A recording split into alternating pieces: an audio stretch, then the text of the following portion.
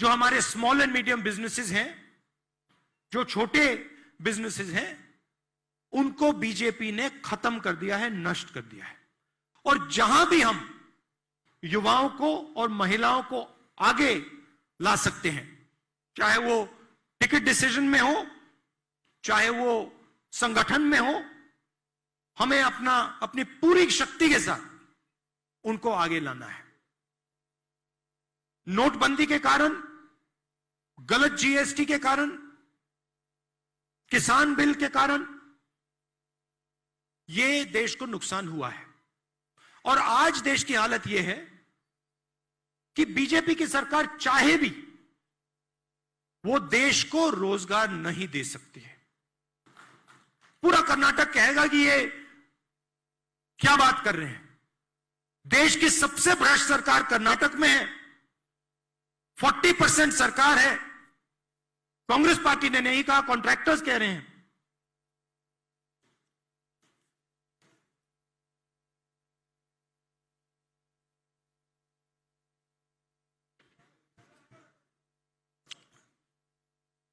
केसी Venugopal ji, Randeep Surjewala ji, DK Shivakumar ji, Siddaramaiah ji, Mallikarjun खड़गे ji, BK Hariprasad ji, MB Patil ji, senior leaders of the Congress Party, workers of the Congress Party all over the state, friends from the media, I'd like to welcome all of you here today.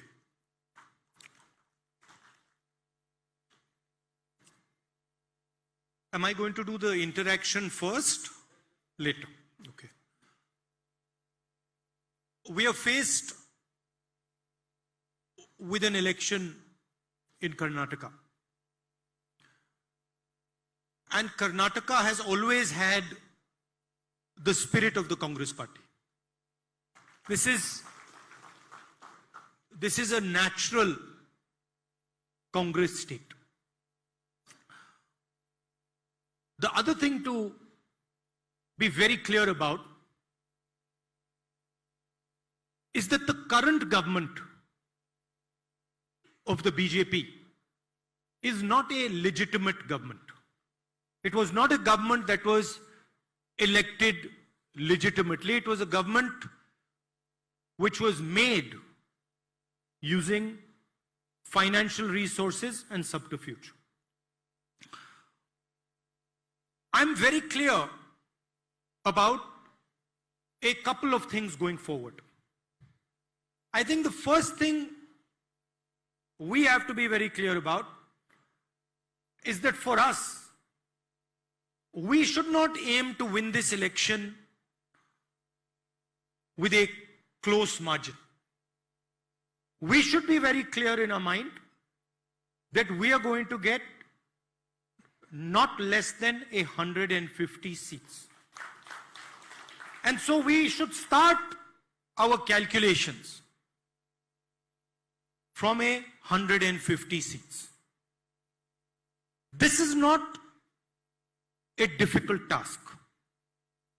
This is actually quite an easy task for the Congress Party.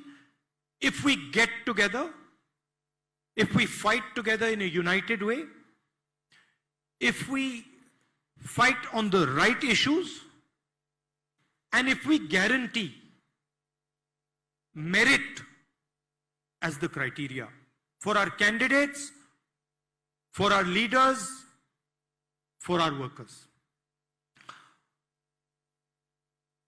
I do feel that it is very important that we promote people based on the service that they have done for the party. I don't think we should be promoting people based on likes and dislikes. And today in Karnataka, it's very easy to find out who is actually doing the work and who is not. And you can see on Zoom we have all the enrollers, and it is very obvious which are the people who are delivering for the Congress party and which are the people who are not. And I think we should be absolutely ruthless with this idea. I don't think we should be deciding tickets based on past history, what a person has done 20 years ago. I think we should be basing tickets on the work the person is doing for the Congress party today. And if that person is behaving in a loyal way to the party, if that person is giving his full effort to the party, if that person is a good representative of the party, then the party must ensure that that person is protected, that person is rewarded, and that person gets the relevant position in the party. So once again, I'd like to state these three principles. Number one, we should not fight an election to make it a close election. We should fight the election to make it a decisive victory for the Congress party. Minimum seats, 150, not one less than that. Number two, we should make our decisions based on merit. And number three, we should reward those who have worked effectively, who have fought, defended the issues, and fought loyally for the Congress party. Of course, it goes without saying that we need to reward our workers. And they should be very clear that when we do come to power in Karnataka, we are going to use the government in a way that defends the issues that our workers fought for, but we are also going to reward the Congress worker who gave his blood and his tears for the party. So that is from an organizational standpoint. I'd also like to speak about what is going on in the country, what the BJP is doing, and how they think about fighting elections. I speak a little bit in Hindi also, or would you like me to continue in English? Hindi also. तो देश के सामने, कर्नाटक के सामने सबसे बड़ा मुद्दा बेरोजगारी का है, जो हिंदुस्तान का इकोनॉमिक कोलैप्स हुआ है। महंगाई बढ़ी है, बेरोजगारी बढ़ी है, और जो जनरल हमारी जो स्ट्रेंथ होती थी, हमारी अर्थव्यवस्था, वो जो कमजोर हुई है, वो हिंदुस्तान के सामने सबसे बड़ा मुद्दा है। नोटबंदी के कारण, गलत जीएसटी के कारण, किसान बिल के कारण ये देश को नुकसान हुआ है। और आज देश की हालत यह है कि बीजेपी की सरकार चाहे भी वो देश को रोजगार नहीं दे सकती है। क्यों? क्योंकि जो शक्ति देश को रोजगार देती है, जो हमारे स्मॉल एंड मीडियम बिजनेसेस हैं, जो छोटे बिजनेसेस हैं, उनको बीजेपी ने खत्म कर दिया है, नष्ट कर दिया है। तो आज का हिंदुस्तान अपने युवाओं को रोजगार नहीं दे सकता है, और इससे देश को जबरदस्त नुकसान हो गया है, और इससे भी ज्यादा नुकसान होने वाला है। अब ये जो मुद्दे हैं, इन पर बीजेपी बात नहीं कर सकती है, क्योंकि उनका रिकॉर्ड बिल्कुल क्लियर है, सबको दिख रहा है। पहले मोदी जी आते थे, चुनाव के समय भ्रष्टाचार की बात करते थे। आज अगर नरेंद्र मोदी जी कर्नाटका में आकर भ्रष्टाचार की बात करें, जो सरकार 40% सरकार मानी जाती है, कर्नाटका में आकर अगर नरेंद्र मोदी स्टेज पे कहे कि मैं भ्रष्टाचार से लड़ना चाहता हूं, तो शायद पूरा कर्नाटक हंसना शुरू कर देगा। पूरा कर्नाटक कहेगा कि ये क्या बात कर रहे हैं।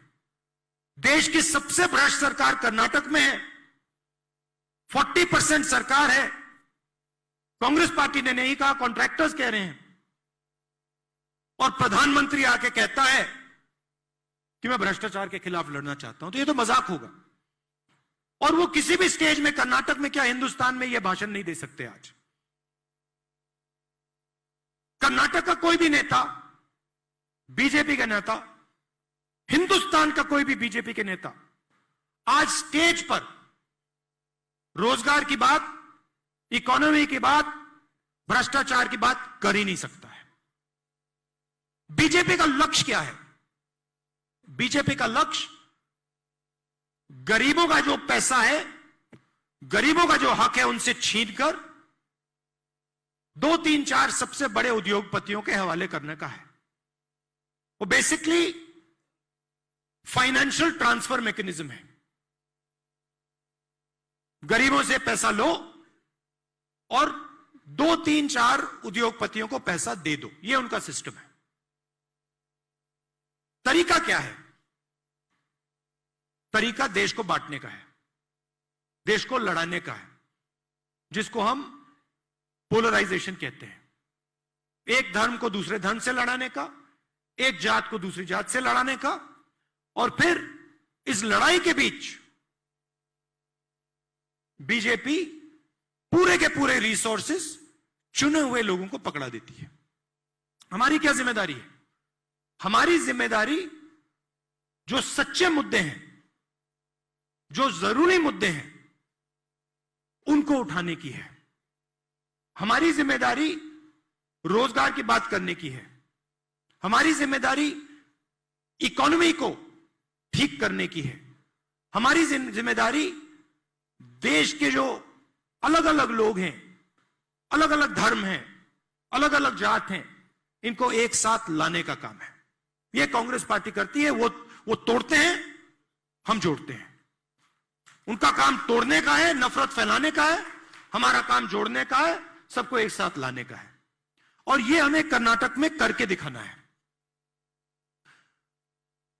मैं आपको बधाई देना चाहता हूं।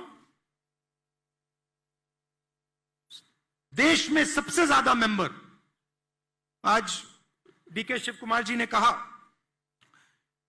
कि 60 लाख मेंबर कर्नाटक में हमारे एनरोलर्स ने, हमारे नेताओं ने, हमारे